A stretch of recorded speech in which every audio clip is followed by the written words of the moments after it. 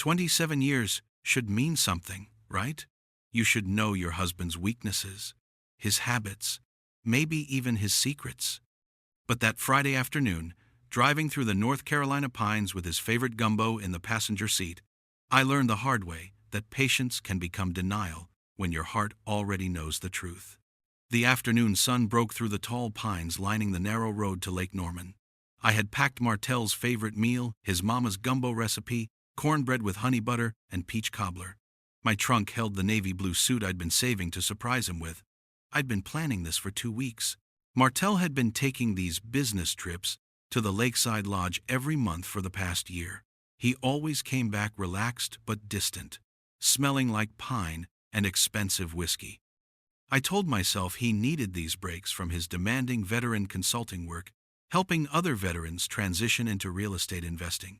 He deserved time to unwind. But lately, something felt different. His phone stayed face down, always on silent. And 3 weeks ago, I'd found a note in his jacket pocket. Document signed. Janelle's guarantee is uploaded, ready for final transfer. When I asked about it, he kissed my forehead and said it was just a clerical mix-up. I believed him, because that's what wives do, right? We trust. The lodge came into view, a beautiful cedar structure with wraparound decks overlooking the glittering lake. Martel's dark blue Chevrolet Silverado sat in the driveway, exactly as expected.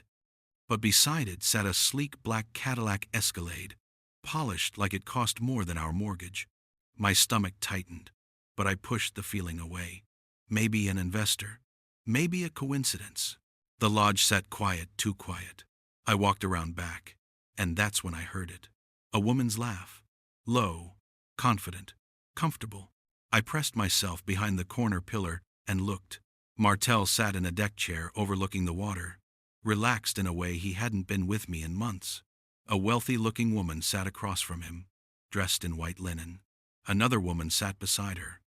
Martel reached out and rested his hand on the woman's knee. The gumbo container nearly slipped from my hands. Martel, once Janelle signs the final documents, we're free, the woman said. Everything moves to the offshore account. My husband smirked like a man with no conscience. She trusts me, always has. Once the transfer hits, nobody will find us. And even if they do, she'll be the one holding the debt. Another voice. Are you sure she signed everything? Michelle wants confirmation. The electronic signatures are done, Martel said. She'll never know the difference. Janelle doesn't question anything I do. Over a year of monthly trips. Over a year of lies. Over a year of me being the fool. I pulled out my phone and started recording. 3 full minutes of them discussing offshore accounts, forged signatures, and exit strategies. When I had enough to bury him, I backed away slowly and drove to a motel. That's when I opened his laptop and found the truth. Documents with my forged signature, hundreds of thousands of dollars in my name, and worse, other women, military widows, veteran spouses, all targeted by the man I'd trusted. That moment, I stopped being the woman who trusted too much and became the woman who would dismantle his entire scheme, piece by piece. He had no idea what was coming. I stayed frozen behind that pillar, my entire body screaming to storm out there and confront him, to throw the gumbo at his lying face, to scream until my throat bled. But I didn't move, because the conversation wasn't over. Michelle shifted in her seat, her hand still resting possessively on Martel's thigh. Does she suspect anything? Your stubborn little wife back in Manhattan? Martel laughed. Actually laughed. Janelle? She still thinks I'm out here helping veterans find their purpose. She bought me a suit for this trip. He shook his head like I was the punchline to a joke he'd been telling for months. The woman beside Michelle, younger, platinum blonde, leaned forward with a wine glass. I still can't believe she hasn't noticed the money moving. My ex-husband would have caught me in a week. Janelle's a nurse, Martel said, his voice dripping with condescension. She handles people, not numbers. Besides, she trusts her decorated veteran husband. He said it like a weapon. Like the uniform he'd worn was just another tool for manipulation. Michelle traced her finger along his jaw. Speaking of trust, fiancé, you promised to bring the ring next trip. I'm not getting any younger, and I'm certainly not waiting forever. Fiancé. The word hit me like a fist to the stomach. It's already ordered, Martel said smoothly. 3 carats, platinum band, everything you deserve. My wedding ring suddenly felt like it was burning my finger. The blonde pulled a leather folder from the table and flipped it open. So the documents are all set? Janelle Moore is listed as personal guarantor for the full amount? Martel nodded. 2.3 million. All electronic signatures. Clean as a whistle. The fund's already collecting deposits from the widow's network. Once we hit critical mass, we transfer everything offshore and let the whole thing collapse. $2.3 million. In my name, without my knowledge, without my consent. My hands trembled as I raised my phone higher, zooming in on the folder. The logo was clearly visible. Honor Ridge Investments. A shield with an American flag. Patriotic. Trustworthy. A complete lie. I took photo after photo, my finger moving on autopilot, while my brain tried to process what I was hearing. Michelle sipped her wine, smiling like a woman who'd already won. And if the fund tanks? If investors start asking questions? Her credit is the one that dies, not ours, Michelle said, laughing like it was the cleverest scheme in the world. Martel leaned back, completely relaxed, completely confident. She'll never know. By the time the letters come, the lawsuits, the creditors, I'll be long gone. Probably sipping cocktails in the Bahamas, while Janelle's trying to explain to federal investigators how her signature ended up on documents she never saw. The phone nearly slipped from my shaking hands. He wasn't just leaving me, he was framing me, setting me up to take the fall for a multi-million-dollar fraud scheme while he disappeared with his fiancée and a fortune stolen from military families. The man I'd loved for 27 years. The man I'd defended, supported, believed in through every dark night and every PTSD episode. He was a monster, and I was his perfect victim. I pulled back from the pillar, my entire body shaking with rage, so hot it felt cold. Every instinct screamed at me to storm onto that deck and expose him right there. But I'd watched enough true crime documentaries to know better. The wives who explode too soon lose everything. The smart ones gather evidence first, build a case, then strike. I backed away slowly, forcing my breathing to steady. Then I walked around to the front entrance, smoothed my hair, checked my reflection in the car window, and knocked on the door like I'd just arrived. Footsteps. The lock clicking. Martel opened the door, and for a split second, I saw it pure shock. His eyes went wide. His mouth opened slightly. His hand gripped the doorframe. Then, like flipping a switch, he transformed. Baby. His face broke into that charming smile I'd fallen in love with 27 years ago. What are you doing here? I thought you were working this weekend. I held up the gumbo container, forcing my voice to sound light. I wanted to surprise you. Brought your favorites. He pulled me into a hug that felt like a performance. You're incredible. Come in, come in. He took the container from my hands, his eyes darting nervously toward the back deck. You have company? I asked innocently. Oh, yeah, just a couple of investors. Let me introduce you. His hand pressed against my lower back, guiding me through the lodge. Michelle and her associate are helping with a major housing project for veterans. Really exciting stuff. We stepped onto the back deck. Michelle had already repositioned herself in a separate chair, her face composed into a professional smile. The blonde sat rigid, wine glass abandoned. Michelle Lane, this is my wife, Janelle. Martel's voice was smooth as silk. Janelle's a nurse administrator. Works with veterans' families all the time. Michelle extended her hand. It's lovely to meet you. Martel speaks so highly of you. I'll bet he does, I thought, but smiled warmly. He's mentioned the investment work. It sounds amazing, helping our veterans build financial security. That's the goal, Michelle said carefully. I sat down, keeping my voice curious and supportive.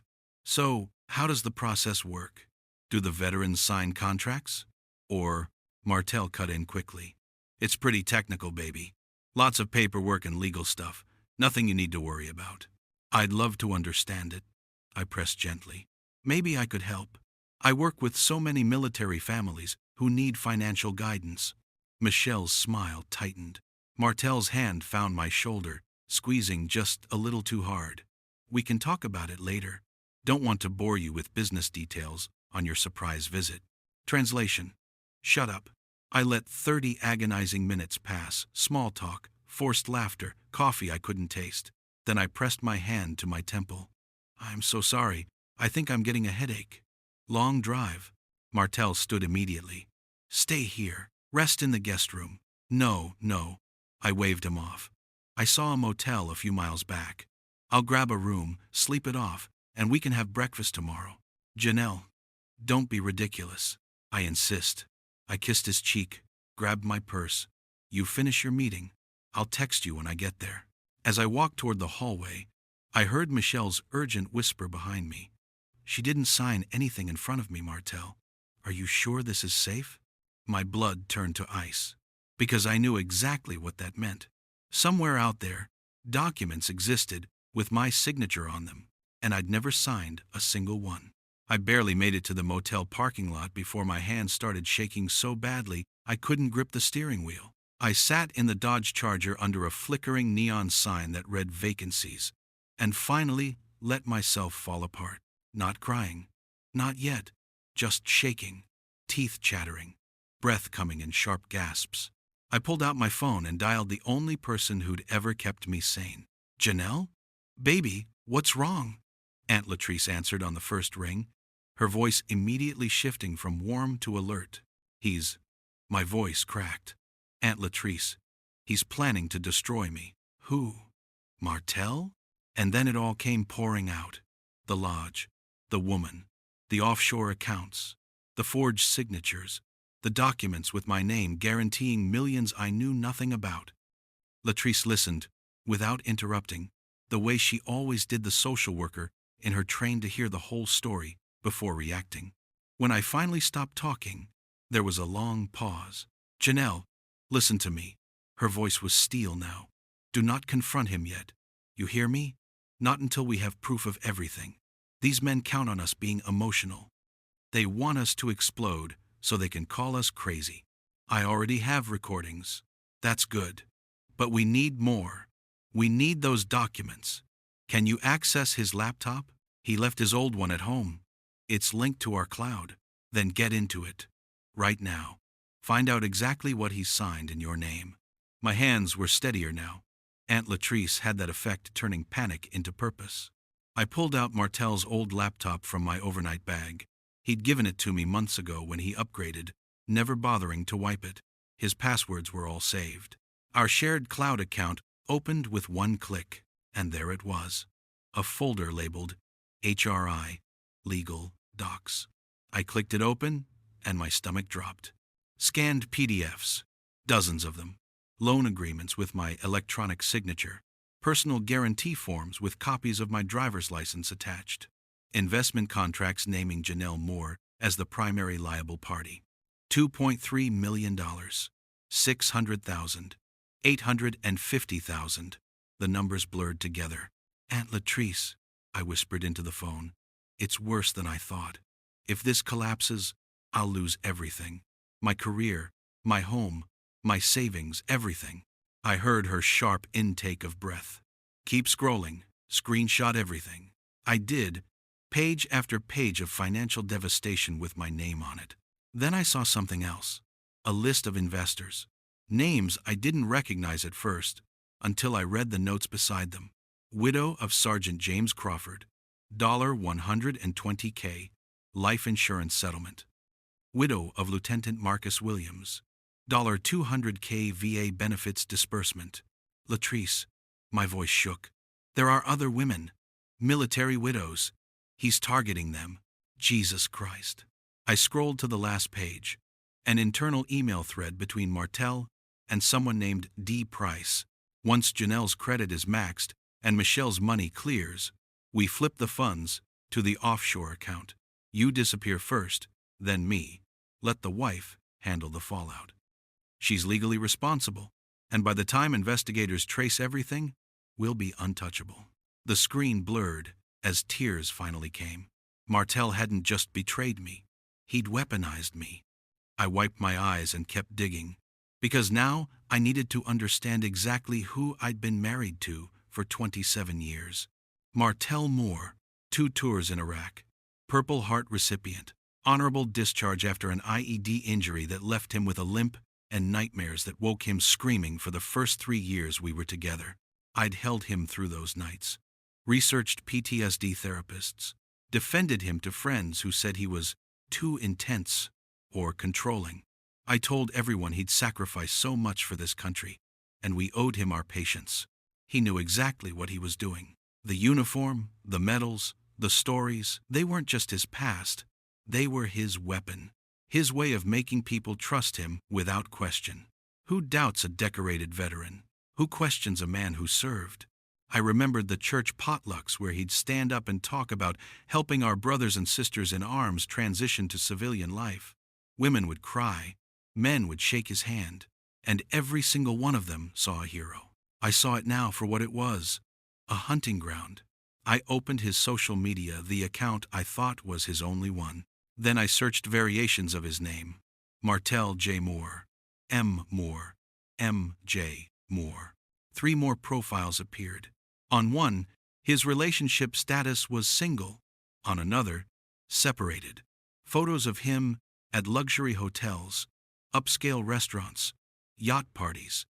Michelle appeared in dozens of them, her arm around his waist, kissing his cheek. But there were others too. Different women, different retreats, different lodges. One photo was dated 8 months ago, Martell, with a brunette at a lakeside cabin in Tennessee. The caption read, "Finally found my forever. Number new beginnings. My forever." While I was home alone, managing our finances, covering for his absences, I clicked through folder after folder in the cloud drive, my horror growing with each discovery. Bank statements for accounts I didn't know existed, rental agreements, travel itineraries to places he'd never mentioned. Then I found it. A lease agreement for a furnished apartment in Beverly Hills, California. Monthly rent, $7,200. Payment method, cash, wired from an account under Honor Ridge Holdings, LLC. I scrolled down to the emergency contact section. Name, Michelle Lane. Relationship, fiancé. Fiancé, not girlfriend, not partner, fiancé. The lease was dated 6 months ago, which meant that while I was celebrating our 27th wedding anniversary, the dinner I'd planned, the gift I'd saved for, the speech I'd made about being grateful for him, he was signing a lease with another woman as his future wife. I stared at the screen until the words stopped making sense. Martell Moore wasn't just a cheater. He wasn't just a con artist. He was living an entirely separate life, with separate women, separate homes, separate futures. And every single one of them was funded by stolen money, forged documents, and the trust of people who'd already lost everything. The veteran who claimed to help widows was preying on them, and I was his shield, his scapegoat, his perfect cover. "Janelle, are you listening?" Aunt Latrice's voice cut through my spiral. "You need to document everything. Right now. Screenshots, downloads, cloud backups, everything time-stamped." I blinked, my fingers moving automatically. "I'm doing it." "Good. Now listen. Tomorrow morning, you're going to call a lawyer I know in Charlotte. Her name is Patricia Hendricks. She handles fraud cases. You tell her everything. Aunt Latrice. No arguments. You call her.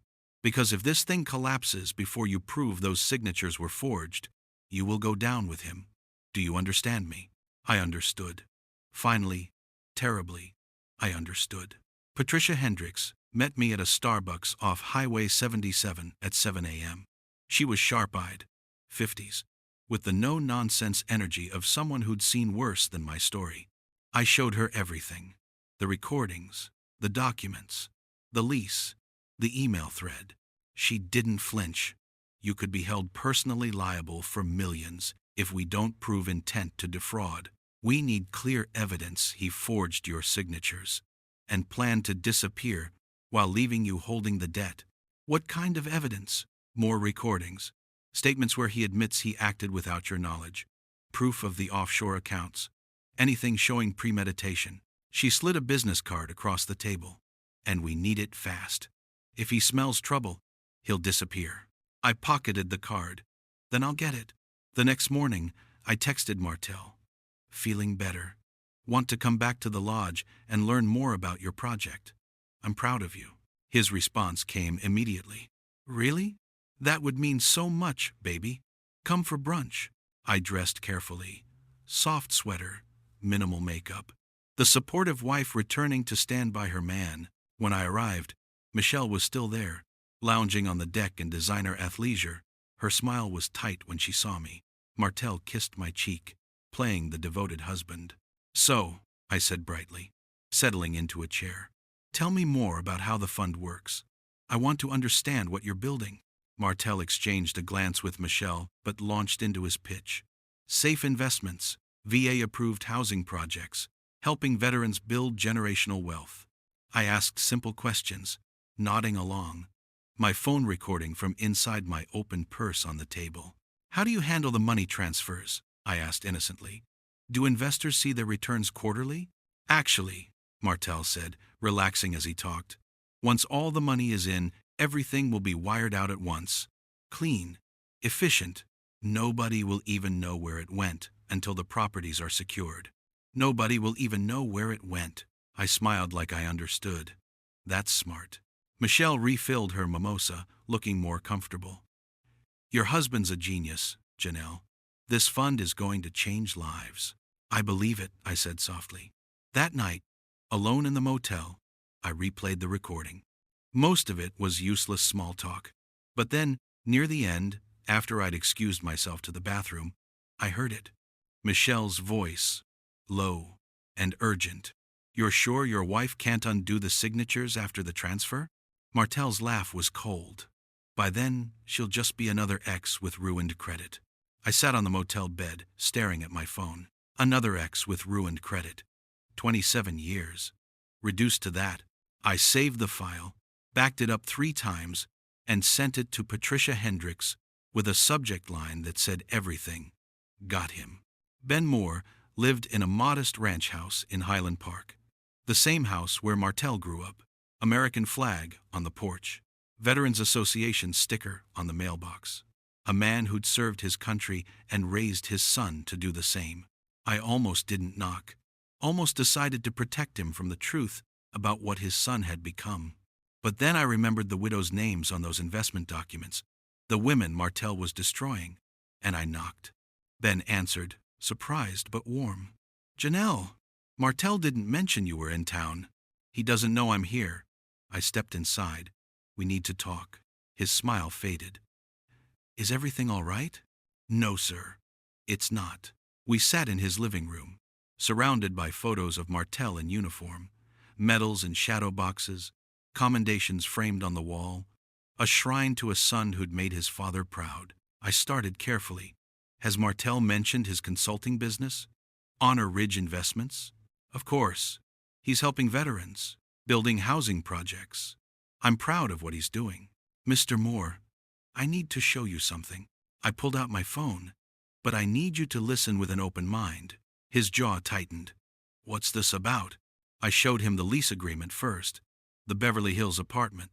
Michelle Lane listed as fiancée. Ben stared at the screen, his face going pale. There's got to be an explanation. There's more.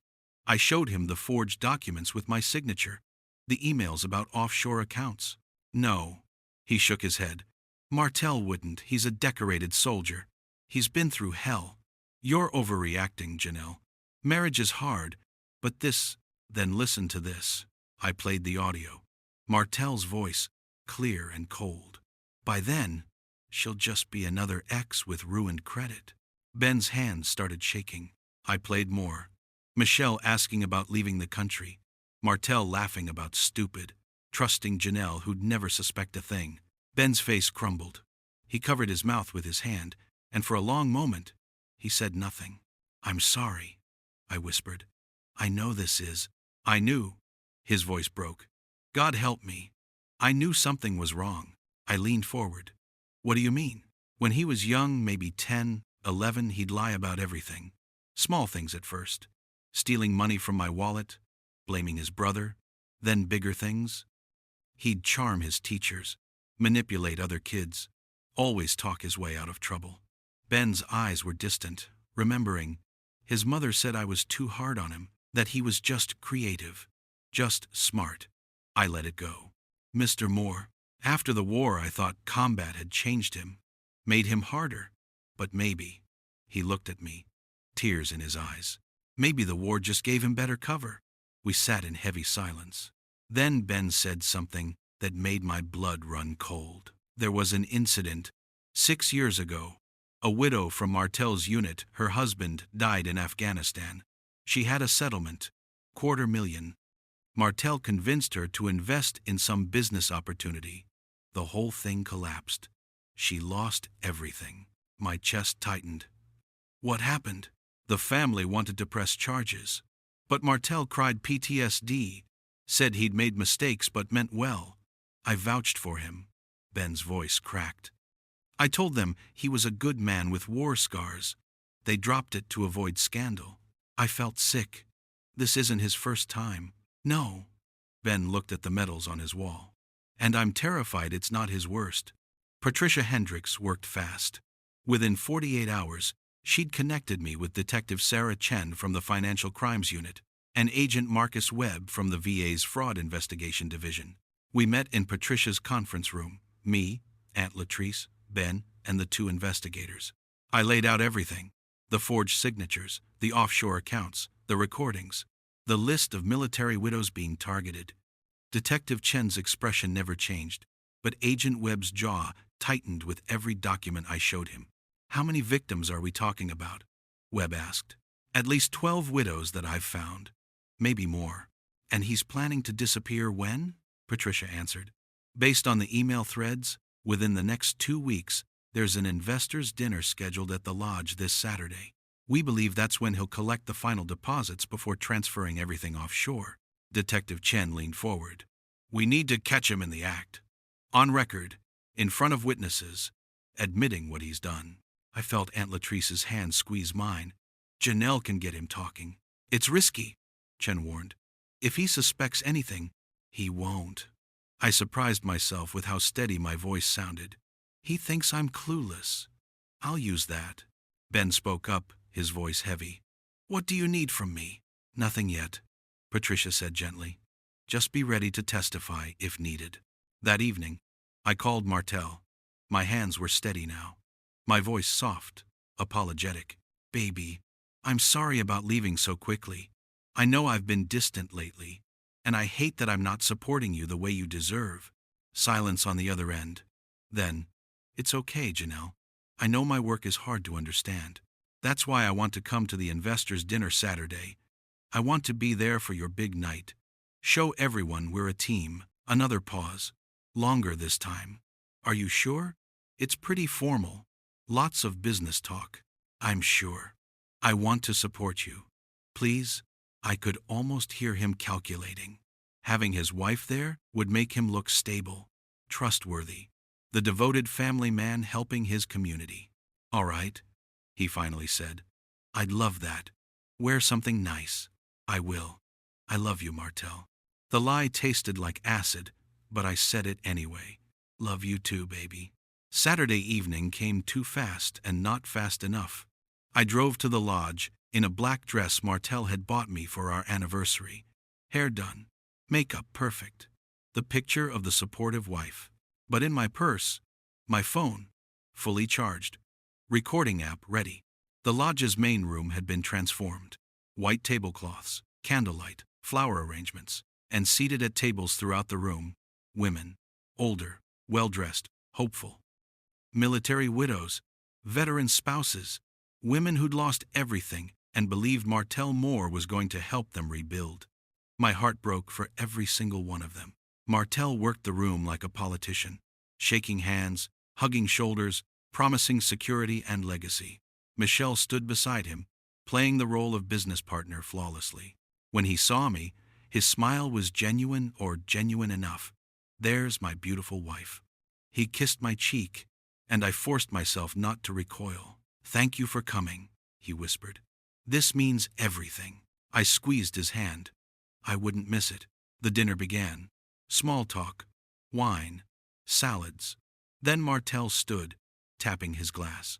Ladies, gentlemen, thank you for being here tonight, for trusting me with your futures, your legacies, your hope. The room was rapt, hanging on every word. As a veteran myself, I know what sacrifice means. I know what it's like to serve, to lose brothers and sisters in arms, to come home wondering if it meant anything. Several women were already tearing up. That's why Honor Ridge Investments exists. To honor those who've fallen, to protect those they left behind, to build something. My phone buzzed in my lap. I glanced down. We're in position. Whenever you're ready. I looked up at Martel, at his performance, at the women who believed him, and I pressed send on my reply. Now, Martel continued, his voice thick with manufactured emotion. I think about Sergeant Davis, who I served with in Fallujah. He didn't make it home, but his widow, Lisa, is here tonight. He gestured to a woman in the front row who dabbed at her eyes. Lisa, your husband died protecting this country. The least I can do is protect his legacy. The room erupted in gentle applause. Michelle beamed at him like he'd just won an Oscar. I stood up slowly, my chair scraping against the hardwood floor. Martel's eyes found mine. Yes, baby? May I say something? As the wife behind the man, he hesitated for just a fraction of a second, then smiled warmly. Of course. I walked to the front of the room, my heels clicking in the sudden silence. I turned to face the crowd, all those hopeful faces, all those trusting eyes. I want to start by saying how much I've always admired my husband's service. 27 years of marriage, and I've watched him carry the weight of what he experienced overseas. I've been proud to stand beside a man who claimed he wanted to help military families build a better future. Martel nodded along, not hearing the past tense. But 3 days ago, I discovered something.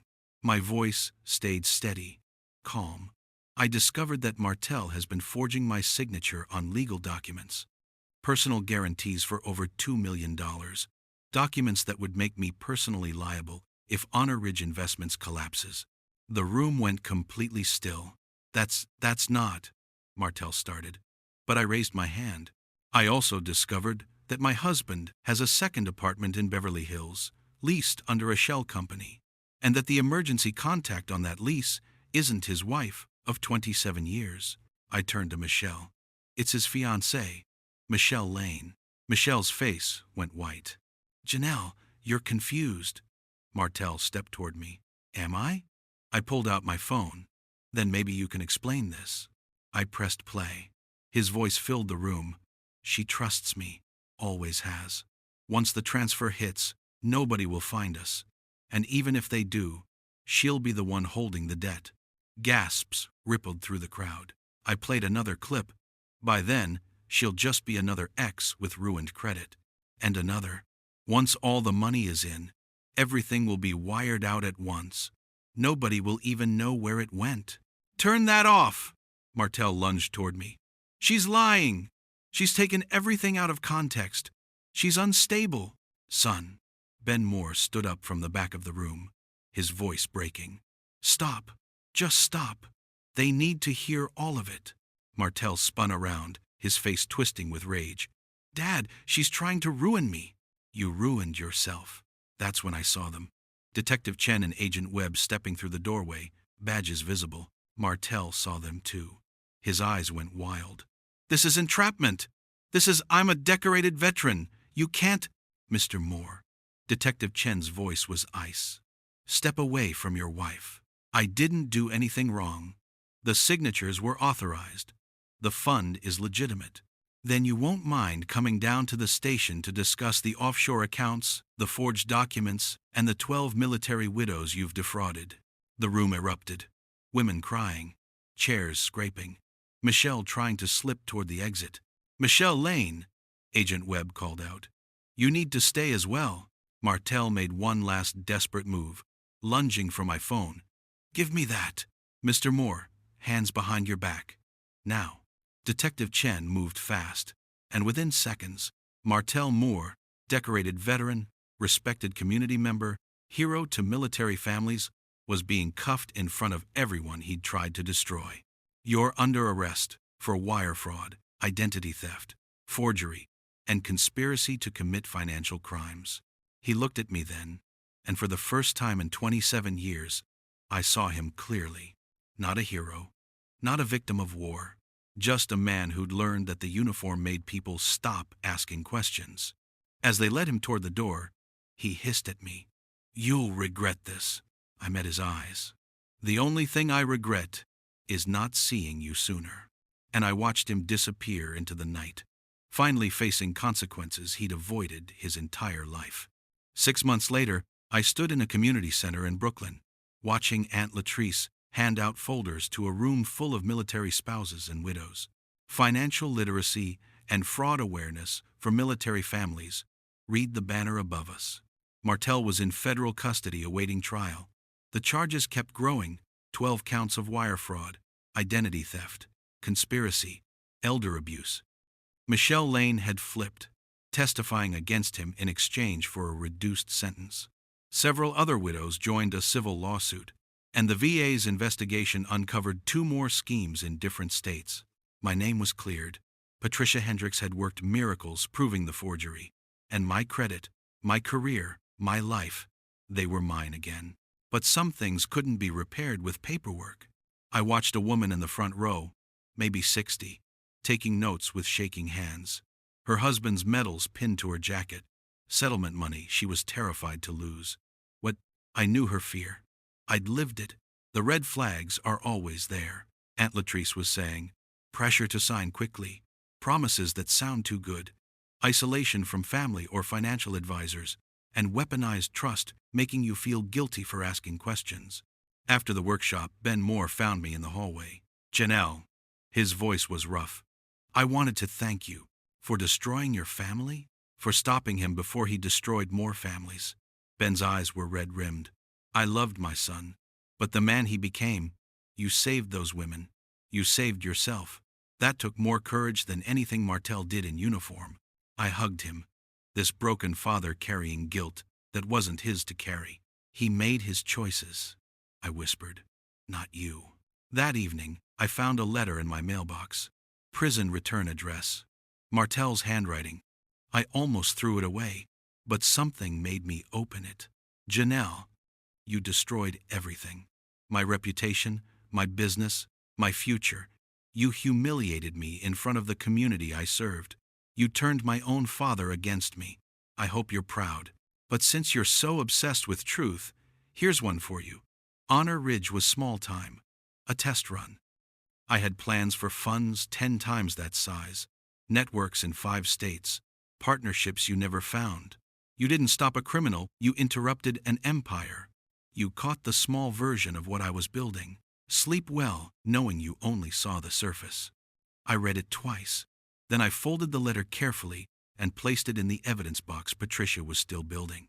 Because even now, even caught, even facing decades in prison, Martel Moore couldn't stop performing. I walked to my window, looked out at the Manhattan skyline, and thought about the woman I used to be. The one who believed patience was love, who thought loyalty meant silence, who made herself smaller to keep a man comfortable. That woman was gone. Some women stay and let betrayal eat them alive, letting shame and fear convince them they deserve the lies. I chose to burn the lie and walk out of the ashes. I chose to stand in community centers and tell my story so other women would recognize the red flags before signing away their futures. I chose to believe that my worth wasn't tied to the man who tried to destroy me. And if telling my story keeps one woman from trusting the wrong kind of hero, if it saves one widow from losing everything to a man who weaponizes his uniform and her grief, then losing my husband was the cheapest price I've ever paid. Because I didn't just survive Martel Moore. I made sure he'd never victimize another woman again.